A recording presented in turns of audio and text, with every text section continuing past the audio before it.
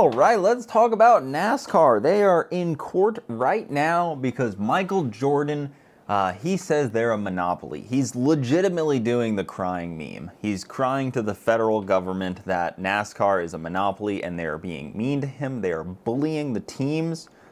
They control the teams. They control the cars, the parts, the tracks. They control advertising, everything. So he's not happy about it. Now, my personal bias is I don't believe the government should have powers to break up monopolies. I believe that's anti-free market.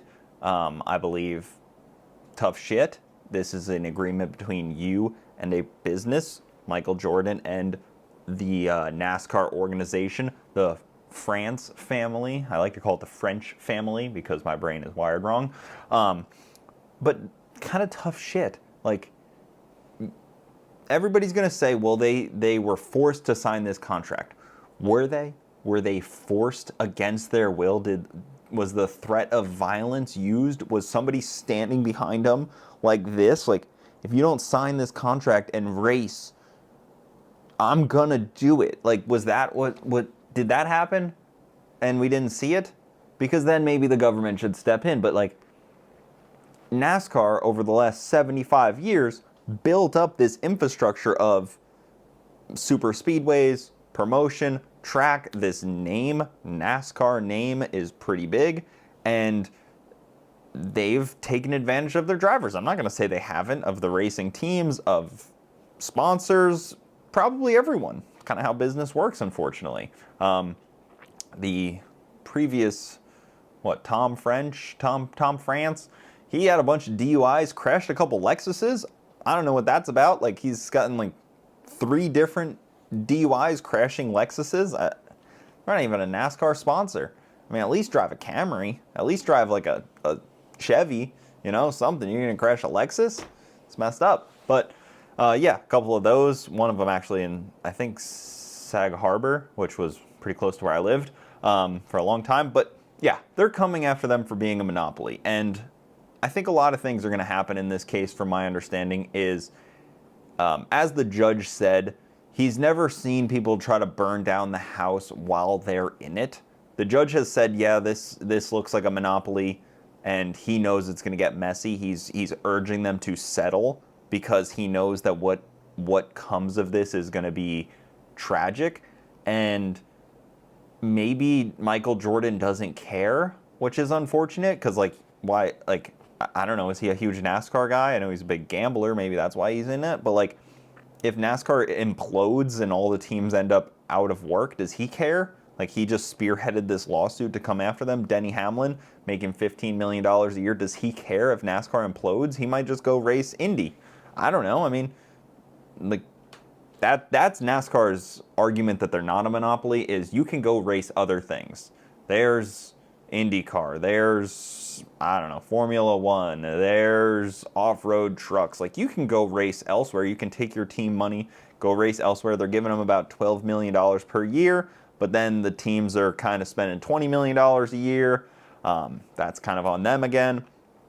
A big one is they're mad that there's sole suppliers for the next-gen cars that they use right now. They used to be able to kind of use a mix of suppliers, but NASCAR's like, no, you can only use these because, again, NASCAR's trying to make more money. Kind of a tough shit. That's how I see it. I know I'm kind of on the opposite side of things on that. I guess 70% of teams are not profitable, but again, those 70% of teams are owned by people like Hendricks or Penske that have huge amounts of money coming from other places, so they're not really ran like a business to be profitable. The 30% that are profitable are probably ran like businesses to be profitable, whether they're front runners or not. I don't know. 2311 Racing, Michael Jordan's team, he's worth $4 billion. Do you think he's trying to see if he can make a couple $1 million a year off NASCAR? Maybe, but most people don't get into racing to become rich. Michael Jordan didn't. I would assume maybe you get into owning NASCAR to be rich, but not owning a team. I will say, shout out to Break Hard YouTube channel. I'll probably leave his link. He's got a bunch of really good breakdowns.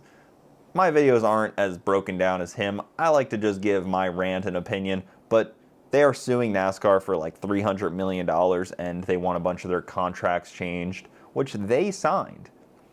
They signed on the dotted line because the teams couldn't unionize. How crazy is that? They tried to unionize the teams because they could have had all the negotiating power if they just brought in the few teams that there is. What is there, 16 teams or something? They could have just brought them in and fought NASCAR very easily. I mean, if all the teams were unionized, this wouldn't even be a problem. But instead, they couldn't. So Jordan goes to the federal government and he's like, you have to break them up.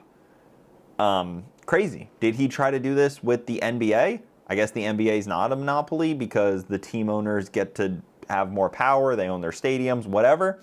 Did he try to do it with the MLB? Because the MLB is actually more of a monopoly. They actually have a law written that says monopoly laws are not able to come after them. The MLB has actual special treatment that says, you can't come after them. They're allowed to destroy minor league stuff and control how minor leagues act through shady practices. They're allowed to control how teams move and sales and all that kind of stuff. Like, the MLB is legitimately more of a monopoly than other sports, I guess you could say, because they have this provision written in there because they said they're not interstate commerce, whatever it is, back in like the 30s. But again, I don't believe in monopoly laws. So I think this is tough shit. This is a private situation between you and a business. I'm sorry that NASCAR over the last 75 years has bought all of these tracks and built up these tracks, and they only own about half of the tracks that they use. The other half are owned by a company that goes by SMI, Speedway Motors. And between the two, but NASCAR kind of has all the say in what Speedway does because, they need NASCAR, Xfinity, Cup cars, Craftsman. Like, they need those things to run at their tracks, so they're not going to piss them off. They can't just be like, well, screw you, NASCAR, we're going to go do our own thing. NASCAR pushed back when any of the teams tried to do other activities outside of NASCAR, any other kind of like big series. The teams have talked about that. They're like, oh, we can run our own series. But then again, you run into, oh, there's no tracks that can support this. But what happens here will be interesting because if it does go to a judge ruling and the judge has to break them up and sell the tracks, they might just become data centers. Who cares? They like the France family might just be like, we've made enough money over the last 75 years. I don't care. I'm just gonna get drunk and drive my Lexus into a friggin' Applebee's or something like that and go from there. I mean, why do you think he cares that the sport continues on his father's legacy?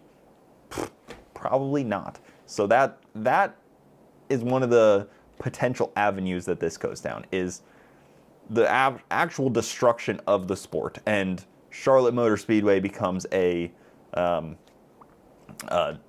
data center. I mean, which one? Talladega would make a great data center. It's probably already got the power ran to it. You don't even have to tear it down. Just build it right in there. We've seen it happen to other tracks where they just turn into nothing. Warehouses.